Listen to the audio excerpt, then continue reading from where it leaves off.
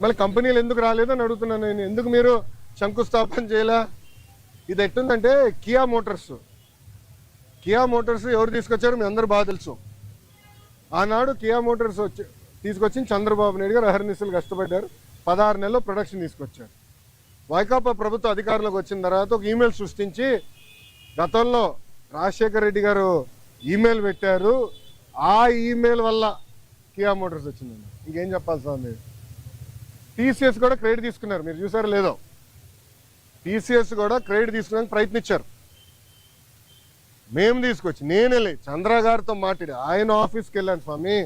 ఆయనతో 45 నిమిషాలు 1-on-1 నేను మీటింగ్ పెట్టుకున్నాను. తర్వాత నా అదృష్టం ఏంటంటే చంద్ర గారు వాళ్ళు మొత్తం మేనేజ్మెంట్ ఇంపార్టెంట్ లీడర్స్ అందరిని పిలిచి నాతో మీటింగ్ పెట్టించారు తెలుసా. అక్కడ క్లీన్ చేసాం మేము. ఇది తాజ్ హోటల్స్ కానివ్వండి, టీసీఎస్ కానివ్వండి, రెన్యూవబుల్ ఎనర్జీ కానివ్వండి, అన్నీ. ఇప్పుడు మీరందరూ ఒకటి గుర్తుపెట్టుకోవాలి.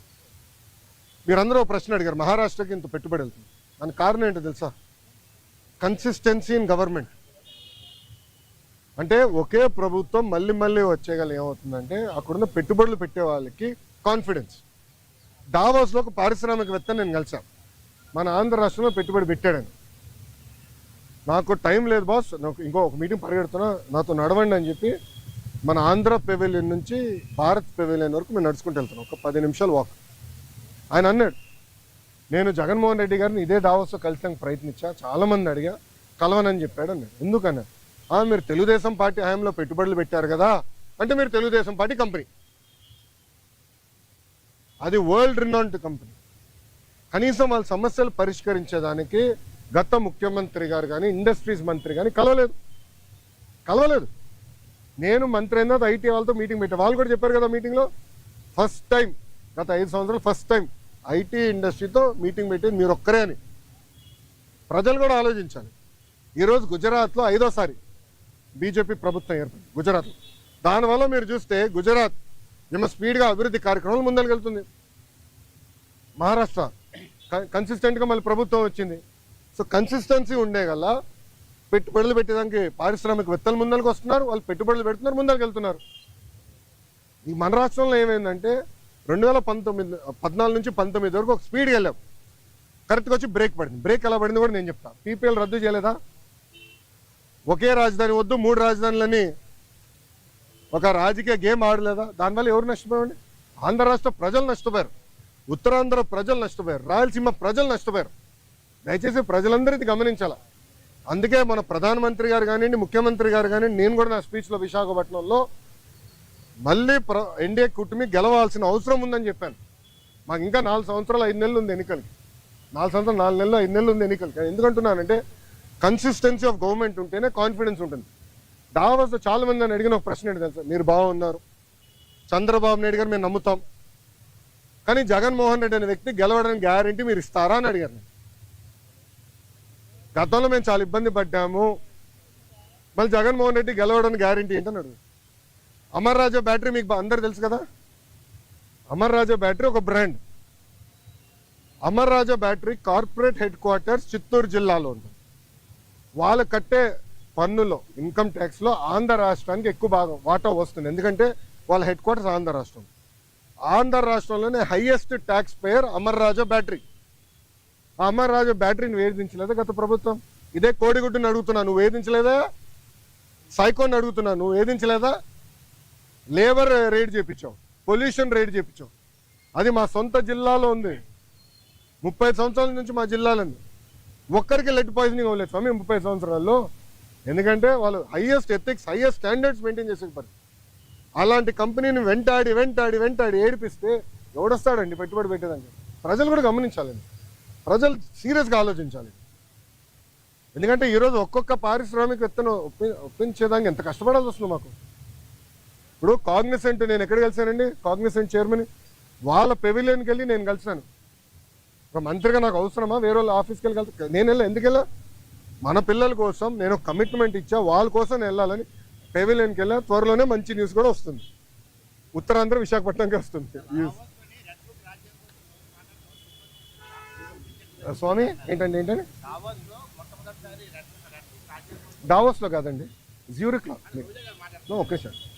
అమ్మ రోజా గారికి జ్యూరిక్కి డావోస్కి తేడా ఏంటో తెలియదు, నన్ను ఏం చేయమంటారు స్వామి? పాపం ఆమెకు తెలీదు, అంత అవగాహన లేనట్టుంది. కొంచెం వాస్తవం ఏంటి, జ్యూరిక్లో మేము దిగిన రోజు తెలుగు వాళ్ళందరూ బాబు గారిని కలవాలంటే మండే ఆఫ్టర్నూన్ 700 మందితో, ఎందుకంటే అక్కడ అందరూ బాగా కష్టపడతారు ఉద్యోగాలకు వెళ్ళే వ్యక్తులు, మండే ఆఫ్టర్నూన్ 700 మందితో మీటింగ్ పెట్టుకుని అక్కడ ఒక అతను నాకు ఎత్తాడు, చూపించాడు పేపర్, అన్న రెడ్ బుక్ గురించి మాట్లాడు అని చెప్పాడు. అతనికి సమాధానం చెప్తూ నేను మాట్లాడా, డావోస్ నేను మాట్లాడాను. రెండోది మళ్ళీ చెప్తున్నా, రెడ్ బుక్ గురించి ఎందుకు వాళ్ళు భయపడుతున్నారు? రెడ్ బుక్లో విశాఖపట్నంలో చెప్పా, విజయనగరంలో ముగింపు సభలో కూడా చెప్పా. రెడ్ బుక్లో నేనేం చెప్పా, ఏ అధికారులు నాయకులు చట్టాన్ని ఉల్లంఘించి ప్రజల్ని తెలుగుదేశం పార్టీ కార్యకర్తలు ఇబ్బంది పెట్టారో వాళ్ళని నేను వదిలిపెట్టను అన్నా. ఎందుకు భయపడుతున్నారు స్వామి? చట్టాలు ఉల్లంఘించే వాళ్ళు అన్నాను కదా, ఎందుకు భయపడుతున్నారు? చట్టాలు ఉల్లంఘించలేకపోతే ఆగి ఇంట్లో పడుకోండి అంటే ఆమె భయపడుతుంది, చట్టం ఉల్లంఘించింది కానీ. రాజకీయ సన్యాసం మీరు రెడ్ బుక్ భయపడనుకోవచ్చు కదా, అది ఆయన నడితే బాగుంటుంది సార్, నాకేం తెలుసు. నేను చట్టాన్ని ఉల్లంఘించే వాళ్ళని ఇబ్బంది పెడతాను నేను.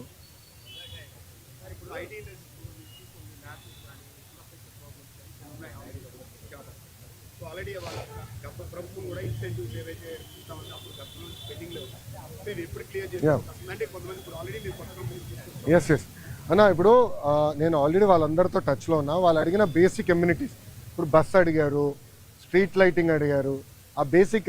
దాని తర్వాత రాత్రి మన మొబైల్ పోలీస్ యూనిట్ ఉంటే బాగుంటుంది అన్నారు. అవన్నీ మనం ఏర్పాటు చేసాం.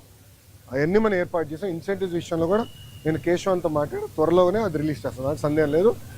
కొత్త కంపెనీస్ ఆల్రెడీ ఇప్పుడు టీసీఎస్ ఇది ఓపెన్ బుక్, పెద్ద విషయం లేదు, రెడ్ బుక్ కాదు, ఓపెన్ బుక్ కూడా మేము. ఏంటంటే చాలా స్పష్టంగా వాళ్ళు ఆల్రెడీ భూముల కోసం కూడా వెతుకుతున్నారు. త్వరలోనే భూములు కేటాయించి వాళ్ళ క్యాంపస్ కూడా ప్రారంభించబోతున్నారు. ఈ లోపల టెంపరీగా వేరే బిల్డింగ్స్ కూడా ఏర్పాటు చేస్తాం. ఎస్, ఐటాప్ ఉంది ఇంకా, ఐటాప్ ఇస్ స్టిల్ కంటిన్యూయింగ్. వాళ్ళు డైరెక్ట్గా నాతో టచ్లో ఉన్నారు, they are directly in touch. అవసరం లేదండి, వాట్సాప్ మెసేజ్. చాలా మంది నాకు జస్ట్ ఒక మెసేజ్ పెడితే నేను పరిగెడుతున్నా, నాకు ఎలాంటి డౌట్ లేదు. 3 months 90 రోజుల్లో వస్తుంది సార్. టీసీఎస్ 90 రోజుల్లో ఆఫీస్ ప్రారంభించబోతుంది. క్యాంపస్ కోసం భూమి ఎత్తికాము, అది వాళ్ళు చూస్తున్నారు. ఫైనలైజ్ అయింది, అదొక 2-3 సంవత్సరాలు పడుతుంది. కట్టాలి కదా క్యాంపస్ అనేది, టైం పడుతుంది. మినిమం 2 years పడుతుంది క్యాంపస్ కట్టేదానికి. ఈ లోపల టెంపరీ అంటే రెంట్కి తీసుకుని అకామిడేషన్లో స్టార్ట్ చేస్తాం. మళ్ళీ నన్ను అడుగుతూ ఏంటి స్వామి, అంత న్యూస్ మీ దగ్గర ఉంటే? అవును, మీకే నాకని బాగా తెలుసు, మళ్ళీ మీరే వాళ్ళు అది టెక్నికల్గా నేను చెప్పకూడదు స్వామి. ఎన్డీఏలో ఉన్నాను, నాన్ డిస్క్లోజర్ అగ్రిమెంట్ సైన్ చేశాను నేను చెప్పకూడదు. ప్లీజ్ అండర్స్టాండ్, లీగలీ బైండింగ్ ఇదమ్మా. మళ్ళీ నేను ఇదే కోర్టుకి రావాలి, ఓకే? అది నేను ఎందుకంటే అది ఎన్డీఏలో ఉన్నాం కనుక అయిందా నేను